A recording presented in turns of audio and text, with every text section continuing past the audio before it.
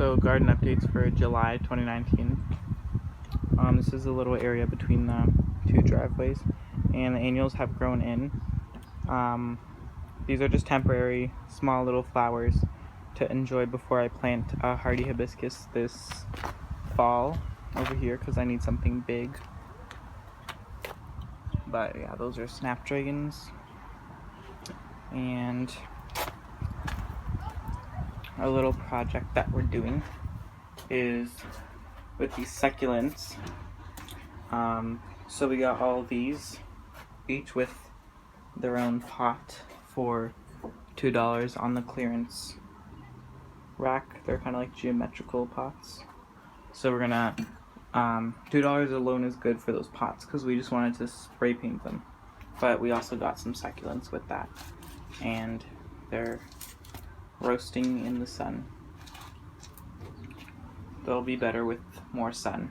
They were like really shaded and they had lots of water, but now they're kind of dry and they're in the sun, which is what they want. So that was $14 altogether for those succulents, 7 succulents and 7 pots, but we did break one of the pots. Then we have the annuals here growing in well.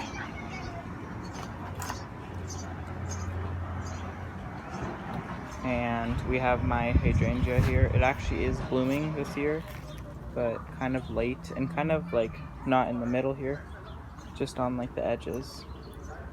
It always does something weird every year.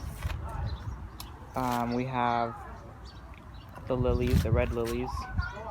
They're blooming and they are spreading.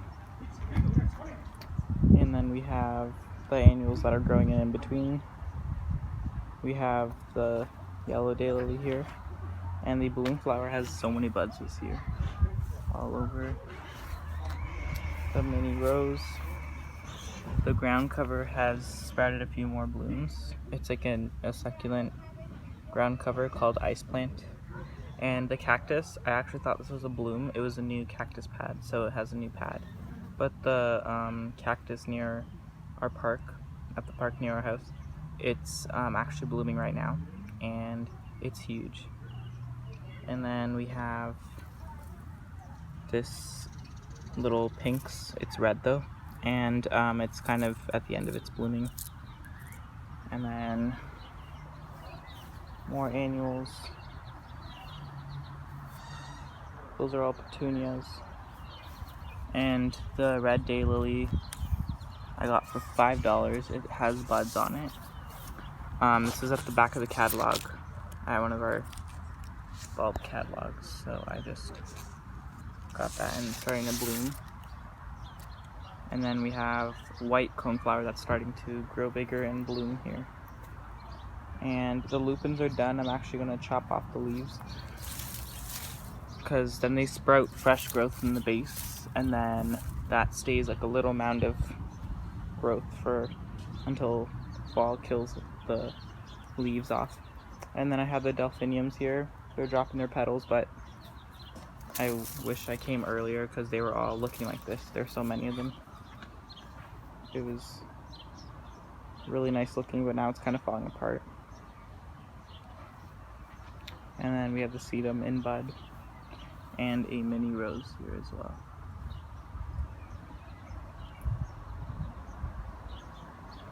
And then we have another delphinium. And my sundrops are also blooming. These bloom for a long time actually, and they spread a lot too. I divided them this year and replanted this, but they spread a lot. But I kind of like that. And then the lavender is starting to come into bloom. I got this from the Niagara Lavender Festival that they had. And another small daylily, I think this is purple, is starting to bloom. And some Shasta daisies. And then those are the neighbor's roses right there. The hardy hibiscus has grown very big since 1 month. It comes out like in June out of the ground, and then it grows really fast. So it should start blooming soon. I think there's like buds on it.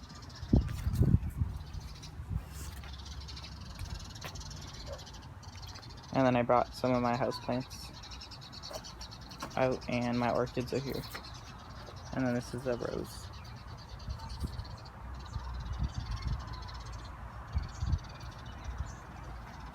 But I have the nobly.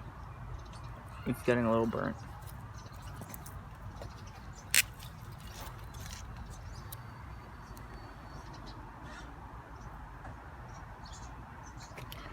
And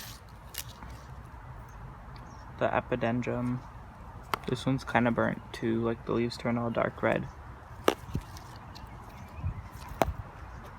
And then the second one, I actually ended up bringing it out, and it has a new growth right there. And then some Dendrobium cakeys and a Phalaenopsis. I think it has a new leaf. And this Oncidium here. And another Dendrobium. And then a Phalaenopsis. And this is my Hoya. I have one I got as a cutting. And it's starting to grow, but it's kind of, yeah, it's growing really big. But the branch kind of stopped growing at the top. I think it stops growing and then it starts again. And my sago palm here turned yellow because no one watered it while I was gone. Not often anyways. But hopefully it comes back. And the Dracenia dropped all of its leaves because I brought it out too early. But then it shed them and now it has new ones.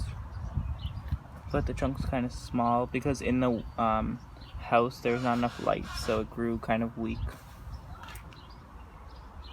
And this is just a mix of random stuff. But the morning glory is sprouted and it's starting to climb up again. So there's the leaves from last year. That's how high it'll climb. And then the Kalanchoe has blooms and I just potted it. And then the peony finished blooming. At the end of the video, I'm going to add like a bunch of photos of what bloomed in between June and now from the last video.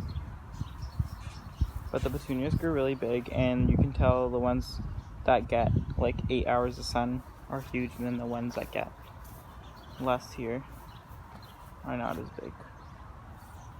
Same with these, but this one gets like 6 hours, these three, and then the ones over there don't really get as much, so.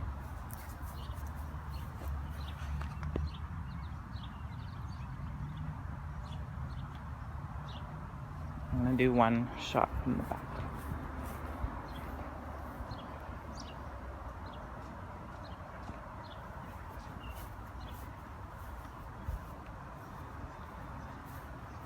It's a shame that the delphiniums are done though, because they looked so much better a few days ago.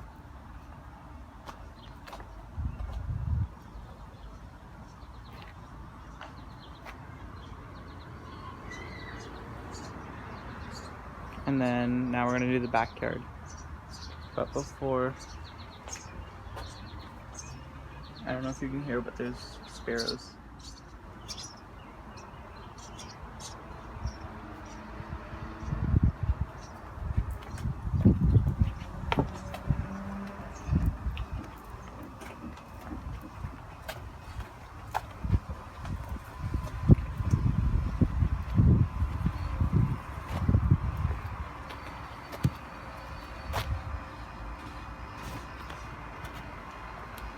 So this spiderwort, it actually blooms. It had lots of purple blooms this morning, but then in the evening they close up. So I should get a photo of that in. And then those are just impatiens annuals all over. But the pink one is starting to get some buds. And I actually divided it this year. They were all over here. So I spread them around kind of. Now this whole thing is just pink astilbe, and the dogs are in the middle. But all the buds are coming up. And then this bee balm has bloomed. I actually like it and like the height, so I actually might bring some to the front too when it's done.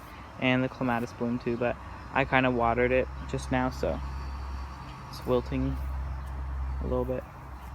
The hosta bloomed as well, and these coral bells bloomed. They're kind of falling over because the water is weighing down the blooms.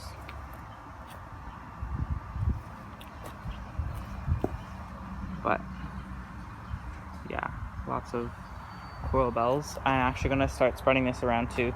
The hosta I'm going to move. Today I was moving a bunch of stuff in the garden because everything was taken over by this bleeding heart. If the last video was bad, it was even worse because everything finally fully grew in, and the irises were underneath that bleeding heart. The phlox is still underneath, and the coral bells were underneath, so I had to rearrange it a little bit. These columbines are actually dying. They're on their way out, but they have given a bunch of babies, and that's what columbines do. And the daylily is in bud here. This is a pink one. So yeah, the bleeding heart was not this big before. It just grew really big, and then I had to move everything around it because it looked so squished up. So there's the iris and the lungwort, and then this geum that was back there with the scarlet flowers I divided. I'm gonna replant it, but at the base of the bleeding heart I found the best thing was this Japanese forest grass because it'll spill over instead of blending in with it. And then I moved the coral bells here, but they look kind of dilapidated right now. And then I put some more annuals in between. And I also moved the yellow daylily back here. So I still have to move the phlox, but after it blooms I'll do that. And the astilbe is blooming. It's blooming nicely. It's just the flowers are falling over because of the water.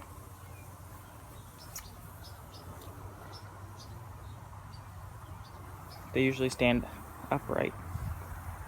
And the begonia is big.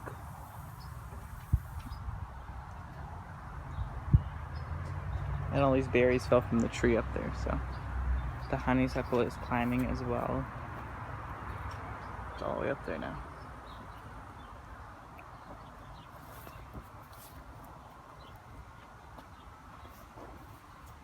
So a few more things to do, planting and moving in this area, and then it'll be not as crowded as before. And then now I need to work on this area and this area because they're both very crowded.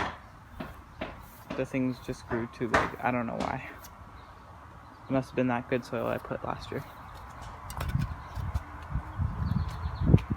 Oh, and that is actually my purple shamrock houseplant. It looks weird now because I watered it, but it's usually all filled with purple leaves, and then the purple blooms are showing, so they look nice, but I shouldn't have watered it before the video. And then I have the green one here. I thought it was dead. I know they go dormant, but it went dormant for a long time, so I just threw the soil in here and then it came up, so it's actually not dead. And it has white. And then this, yellow daylily is gonna bloom.